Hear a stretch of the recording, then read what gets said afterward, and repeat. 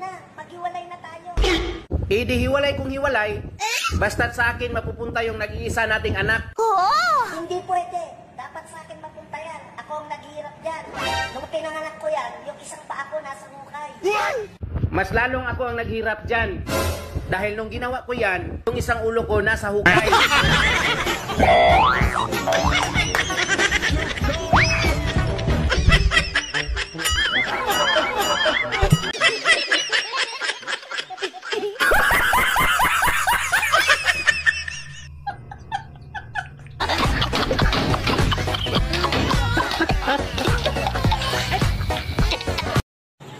Ate, pautang si mama. Utang na naman, di ba nga kayo nagbabayad eh? Lah, ikaw pa yung galit ah. O bakit? Kayo ba dapat magalit kaysa sa akin? Kapal ng mukha mo. O ako pa yung makapal. Hindi ka pa nagbabayad. Hindi pa nagbabayad yung nanay mo. Sabihan mo magbayad na siya ng utang niya. Ako ba magbabayad nun? O bakit?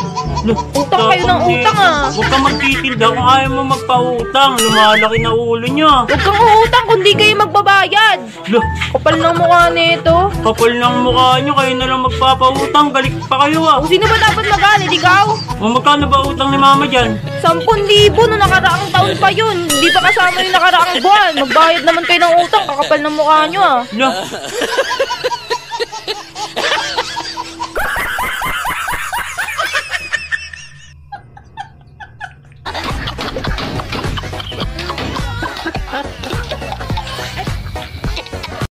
Okay ra ba mo bayad tag-utang bisan wala pa naningil ang giutangan?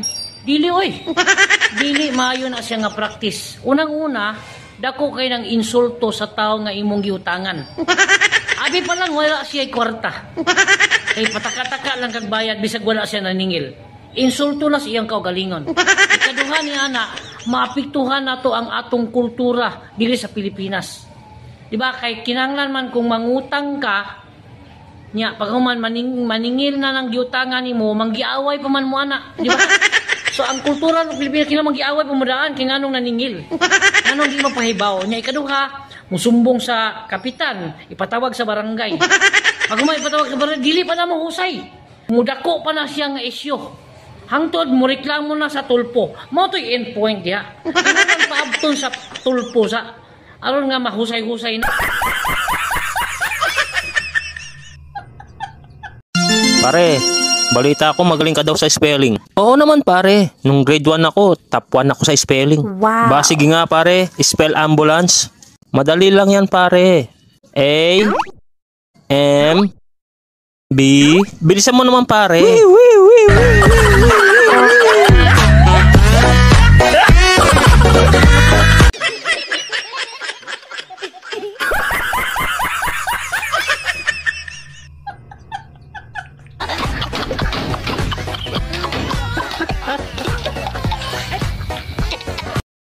Kuya, takutin mga tong anak ko, sobrang kulit.